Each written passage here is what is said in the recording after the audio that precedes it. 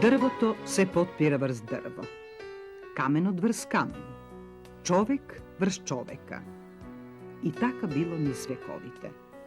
Taka je ivo ovoj vek što izminuva. A se minuva i ništo ne ni pripagja. Ni semejstvo to, ni ženata, ni decata, ni naše to telo, ni bogatstvo to. Dobro, a što je togaš naše?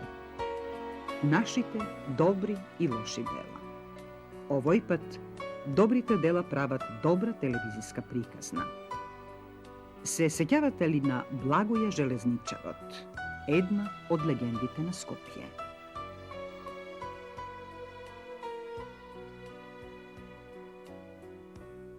Ulica Josif Mihajlović, broj 5. Ja zna cite onije koji makata gi beše naterala da dojdat vo skromnio cokak, vo skromnio dom na Ratka i Blagoja, da među prstite na samouki od Blagoja da go najdat spasot od volkata. A ta neizdržljiva, onaka kako što umejat da volat šinatite zglobovi i stegnatite muskuli.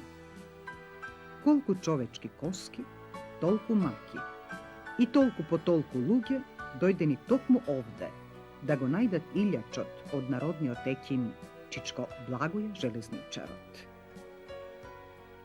Velat, najčesti kurirčinja za pato do domotna Blagoja bile bosonogite golomešinje što igrale šlajka na Bitpazar.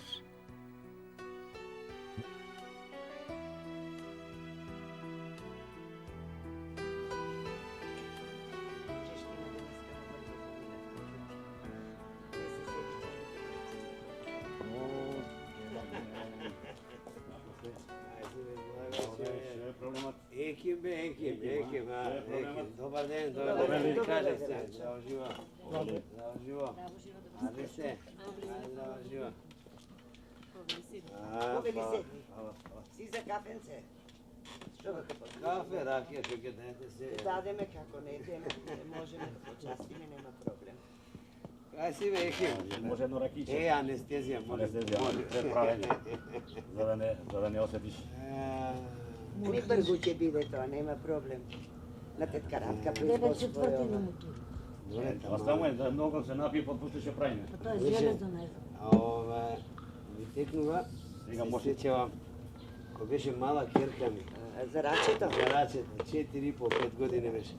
Едно 3-4 пати бял славнати. Мали, да знаеш дете како дете. Лобовите, така? И накрај Качишко Благоја, ова мора да го направиме, да го врземе, зашто инаку немов да се бандажира. Дете не го пази рачето. Осе зловоите се такви, осетливи се зловоите много, доека се зараснат. Слушай, од това малко да се напи, па да Може да видиме ногата, ако напи се.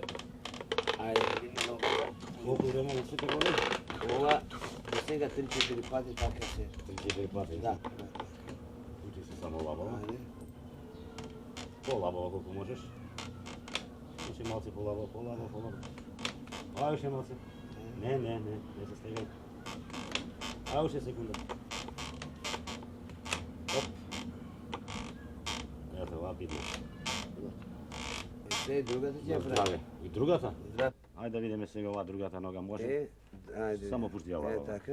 Полека се. Ова е све. Гледаш како крска. Слушам. Гледаш.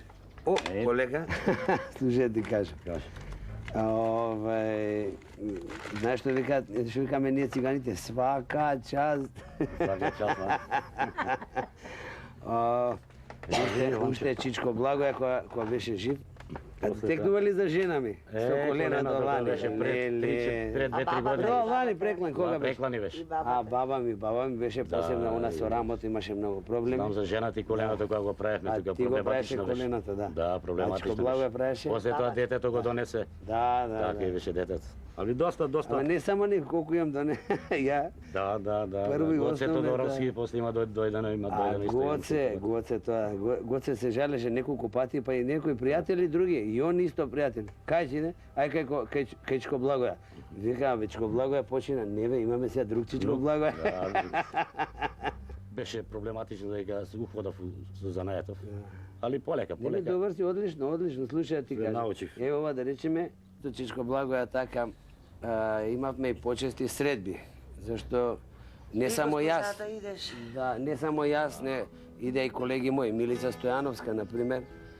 А она ви каже, тој Благо, како што мојата колешка Милица се малку морам и да имитирам, нели како вика. Не шаурам. Тој Благоја, Чичко Благоја, да не требаше во корито да лежам. И навистина, она имаше проблеми доста и со кичмата. И навистина имавме една многу тешка представа во која што па скоро сите се разболевме. Јас астма добив, не знам друг што се разболе, со Ѓорчев како, дуплодно се вика, баш ношти разговаравме. Милиза се укочи. Каде лекот? Кај Чичко Благоја. И право кај. И така и мислам, да. И ние од нас глумците често дајем. Гоце Тодоровски неколку пати има. Силвија, да, пред да почине, Бог да прости. Да, пред да почине. За Будва Клавдија. Така да, овие средби со Чичко Благоја, мислам, стариот Чичко Благоја, нели, се од поодамна.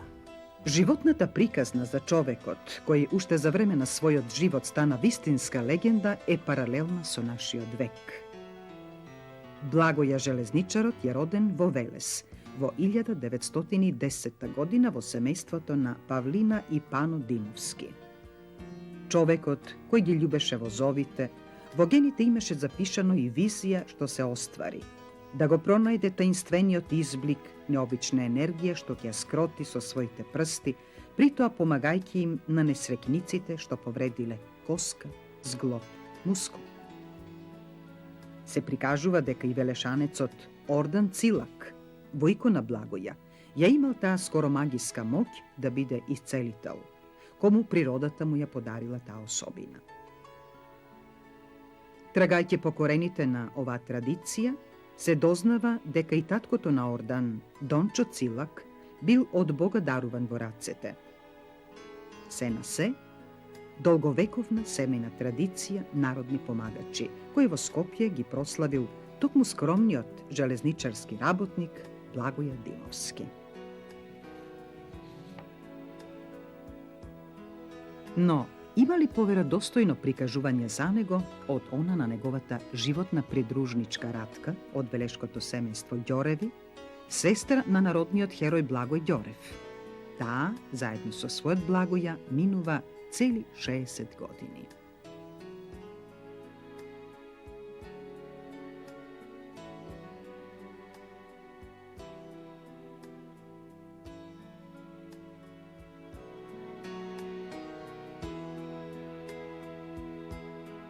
Како граѓани се знаевме од порано, само он си имаше друга девојка, јас имав друго момче.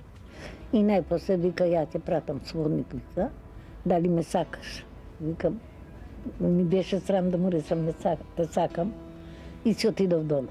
Ќе пратам, рече, нему, викам, ќе ме отепаат дома, ќе ми степаат, нему. А он за сигурно да испрати сводник.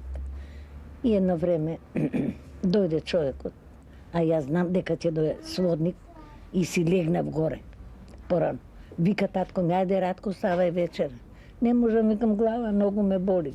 Ми е срам да слушам се. Па снавам и викам за брат, постар имам. Она мене рече, утре ќе ми каже дали го сака или го знае или не го знае. Он прстен ми мереше дали го знам. Не и се. Кратко време беше тоа, за 2-3 недели. И се веривме тоа баш на прочка. Цевтејќи испаѓаме, викам, леле Благо, викам, он вика, фани ме.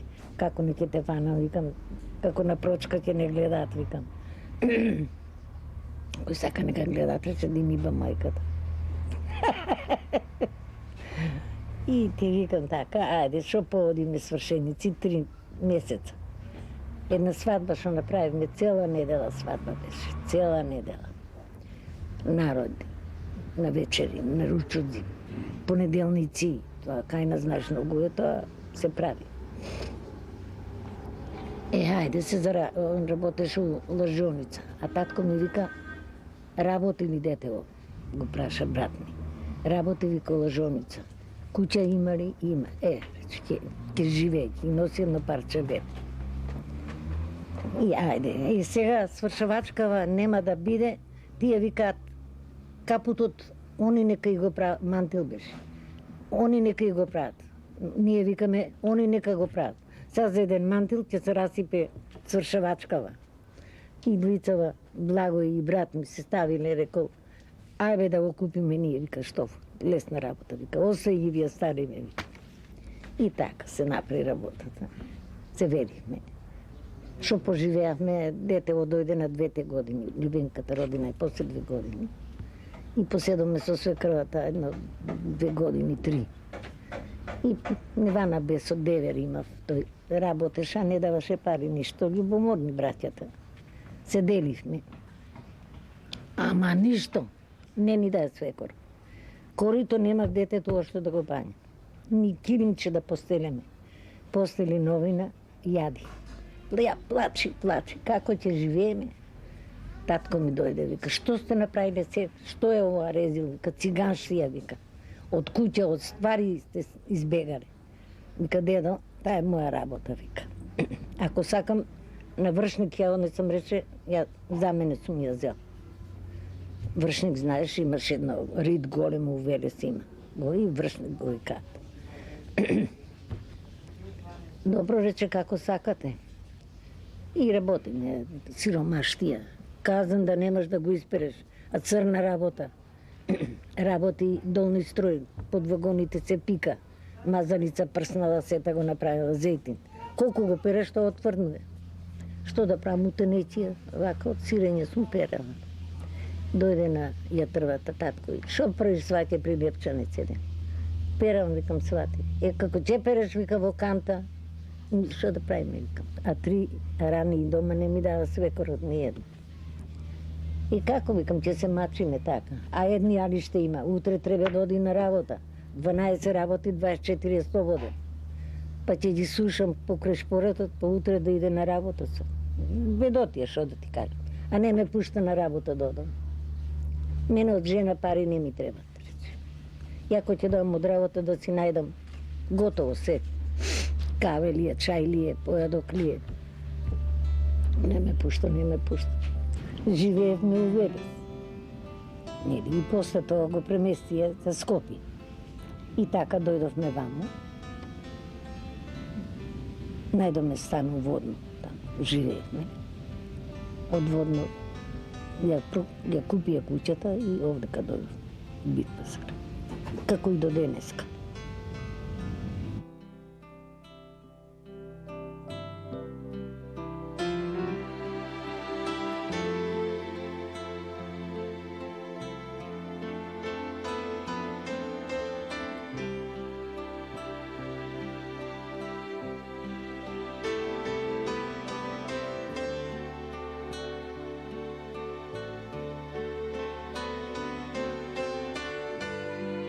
Чудно спокојство ве обзема во дворот ординација, каде што и ден денес луѓето доаѓаат. Од сите возрасти доаѓаат за себе или носат дете. Се чини дека овој мирен, цветен простор екзистира врз некои позитивни подземни струења. Мирно е и тивко, некако црквено свечено, а сепак постојана врвулица од луѓе со мака. И не само тие. Тука доаѓаат и намерници, и соседи, и пријатели, и никогаш не е здодевно, и никогаш не сакате да избегате на брзина од овде. Мора да има негоја магија. Ако добрината се наследува, тогаш многу е јасно зошто луѓето ги има овде и зошто споменот на Благоје Железничарот се уште е толку жив. Семејството на Благоја, сопругата Радка, ќерките Павлина и Љубинка, синот Владимир, овде на Битпазар ја дојдено во 1956 година. Ќерката Љубинка со посебен пиетет и љубов говори за својот татко, скицирајќи ја историјата на своето семејство и почетокот на исцелителската дејност на Благоја Железничарот. Се викам Љубинка Димовска Шатуленко. Инаку првото дете, првородено дете во бракот на Благоја Димовски Железничарот и Радка Ѓорева Димовска.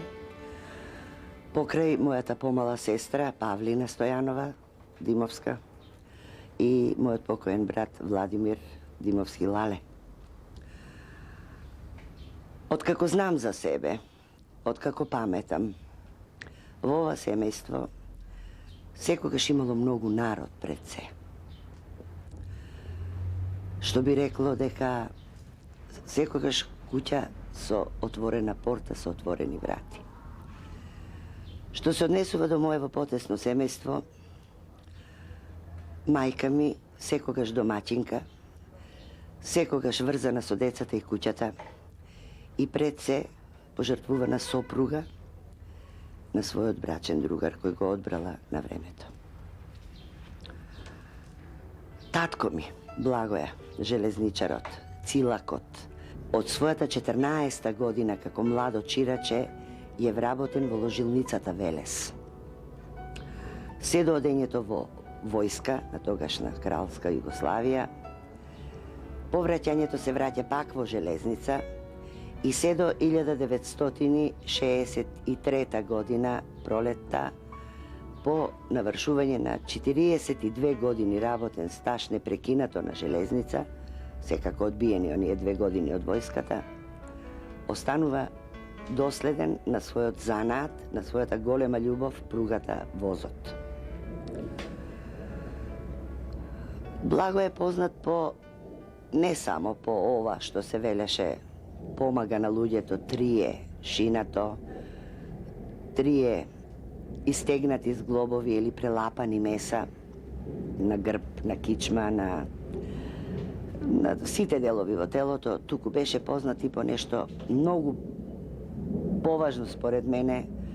Човек простосрдечен, народен, хуман пред се, човек на кој никогаш не му значеа парите нешто.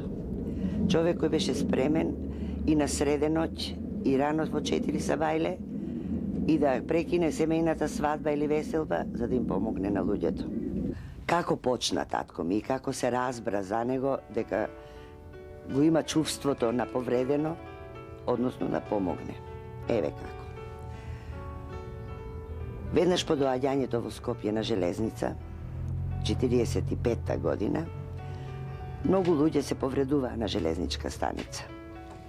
Кој скокнал од воз, кој се закачил за вратата. И тој ќе се најдеше на лице место кога е на служба, за да му го намести исчашениот зглоб или истигнатиот прст. Потоа тоа се прошири дома, во семејството. Ние настанавме, почнавме да одиме на училиште, по тие слетови, како што беше тогаш. Некој нога свиткал, некој отекол во ногата, во коленото, паднал играјки народна топка, тогаш беше многу модерна. И еден од друг се прошири гласот дека Чичко Благоја, железничарот, ни ги прави рацете и нозите на децава што ќе се повредат. Кој на училиште, кој дома, било каде. Тој глас многу брзо се ширеше. И ги доби димензиите на Скопје како град пред се, па потоа низ Македонија, да би отишло и низ границите на бившата СФРЈ. Од него бараа помеч многу видни луѓе, да не зборуваме за спортистите, за комплетниот клуб Вардар, фудбалскиот клуб Вардар, работнички, Слога, тогашна. Па потоа доаѓаа кошаркарите, да би завршиле со балерините кои од сцената, од гримјорната, право ги носе овде уште во костимирани. Тука може да се каже еден Ангел Шурев, кој беше редовен негов пациент, да му ги погледа зглобовите на раците, затоа што често му страда од дирижирање. И многу имиња кои навистина не би било праведно некој да се спомне, некој да се заборави. Секој случај. Сакам да ви кажам дека тој човек со огромно човечко срце, човек кој навистина положи се за своето семејство, поготово околу здравието на брат ми, успеа во своите 82 години да го одржи интегритетот, единството на семејството, да станеме безпорочни домаќинки, бидејќи мојот брат рано почина. Неговата Радка да изживее еден мирен, семеен живот, да се посвети на воспитанието на своите деца и негата на куќата. Меѓутоа, треба да се каже дека не одеше секогаш се глатко. Официјалната медицина, 60-тите години, имаше една неофицијална кампања, да ја кажам, против сите овие луѓе кои помагаа, а беа без стручно медицинско образование. И тогаш се случи да му се забрани на татко ми да ја работи оваа работа, мислејќи дека тој не е стручен, доволно стручен, за да може да им помага на луѓето. Тоа се беше така, додуше многу кратко време. Можам да ви кажам дека се работеше можеби за година, година и пол време. Меѓутоа, луѓето инсистираа, луѓето доаѓаа, луѓето бараа помоќ. Дури и малку непристојно ги враќавме назад, ги праќавме по болниците, да одат со гипсеви, да одат со...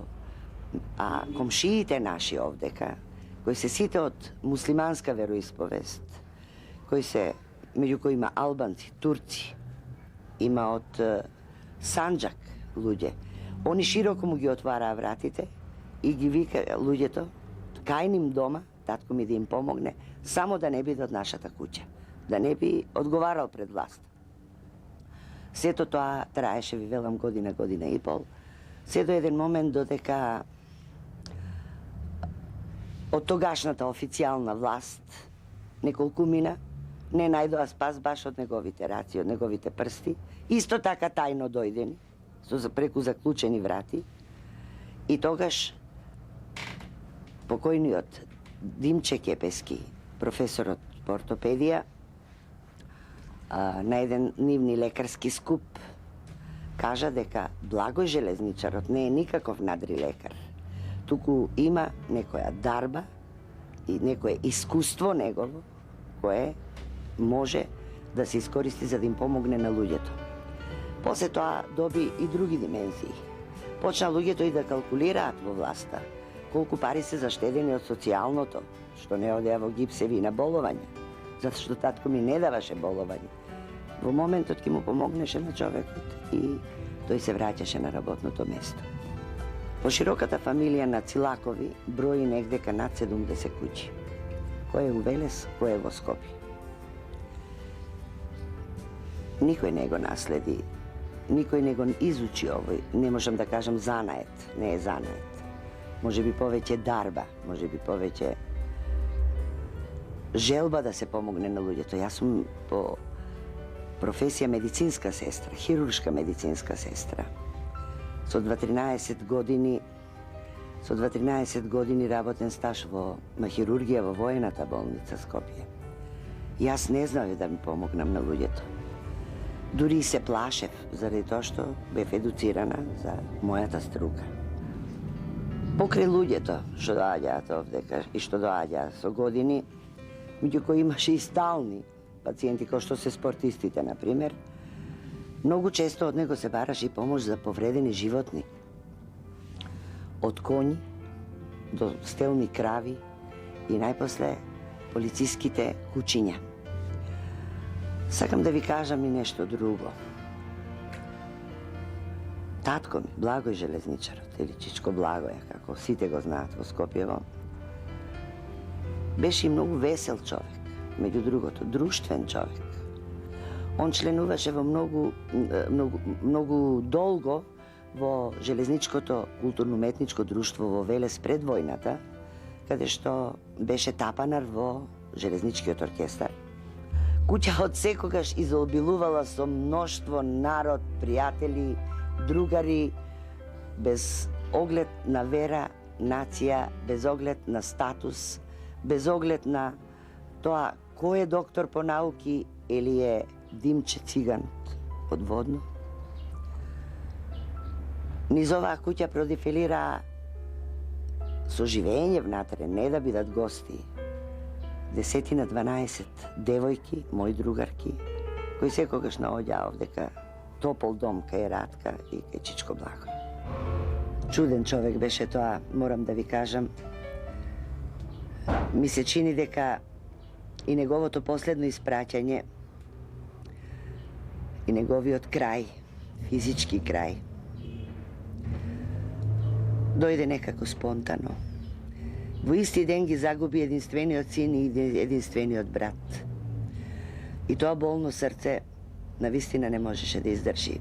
Го најдовме заспан, добро измиен, ручан, бричен, дотеран, легнат да се одмори после обилниот ручек и некаде во 5:45, кога мајка ми отишла да го разбуди заради тоа што луѓе чекаат надвор, Чичко Благој железничарот заспа и не се разбуди повеќе. Погребот беше фасцинантен. Од владиката Кирил, на кого смо му бескрено благодарни, по негова желба дојде дома, на последно опело, пред да го испратиме, да би на 40-тиот ден на поменот дојде и пак своеволно го освети гробот на татко ми. А муслиманската верска заедница, со наше знаење, со дозвола на мајка ми практично, направи голем мевљут, голема молитва во Јаја Паша џамија, со огромен број луѓе, муслимани, кои сакаа да му одадат последна почит на Чичко Благој железничарот, кој не двоеше турско и каурско, православно и муслиманско. За него тоа не постоеше. Има еден феномен. За 8 години, од 18. април 1991 до денешниот ден, нема ден да не дојде човек во дворот да го побара или да рече Чичко Благој железничарот, Бог да го прости. За среќа на луѓето, може би за наша домашна среќа, може би за некое добро што по кое чуе на оваа куќа, Јосиф Михајловиќ 5 во дворот на музеите на Македонија, да остане еден друг човек, исто Благоја, која продолжува оваа работа.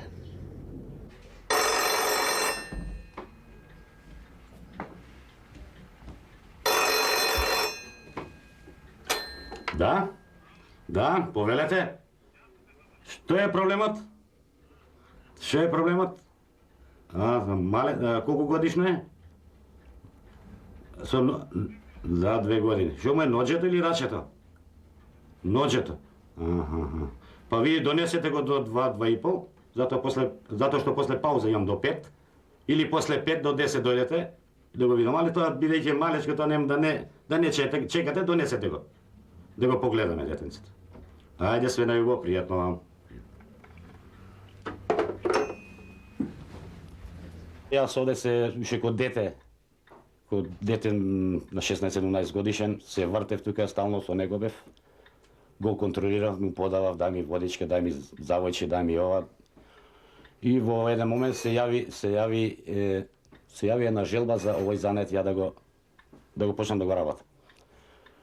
И со текот на времето, Благо виде дека се интересирам за оваа работа, почна да ми дава да напипувам. Прво сефте кај што имаше повреда, ќе ми кажеше пипни овдека, со негова помош, пипни овдека. Така може 2-3 години доаѓав и идев и гледав, додека не почнав да занаетот суштински да го сваќам. Откога почна виде дека напреднувам со занаетот, почна да ми даде да работам и со негова контрола. Јас еднаш така не дојдов на времето, имаше многу работа, бев у Сарај за 2 мај, после други ден тога дојдов, тетин ме направи лом, кај си, викам, магар едно. Зашто не доаѓаш да работиш, него ти одиш тамо се бањаш. Оваа работа не сака така, вика. Мораш да бидеш врзан тука за оваа работа, вика. Тоа ќе го бришеш, вика. По смртта на тетин ми, јас продолжив да работам, мада тогаш бев и државно запослен како електричар, електроинсталатер. Идев на Сабале на работа, после пладне доаѓав оваа работа, ја работев, видов дека не идат овие две работи, така да оваа работа ја прифатив ја прифатив како хумана, видов дека луѓето се стварно задоволни, дека оваа работа многу ја ценат и ја прифатив оваа работа и понатаму да ја работам. Со работата си дадов отказ, зашто две лубеници под една рака не се носат. Благоја железничарот. Човек, скромен домакин, сопруг, татко, човек со магија во рацете. Човек кој го задолжи градот, човек што го одбележа своето време. Градот не најде соодветно парче мермер да му направи споменик на човекот што го осудуваа па го величија. Но и без парче мермер, споменот на неговите златни раце живее.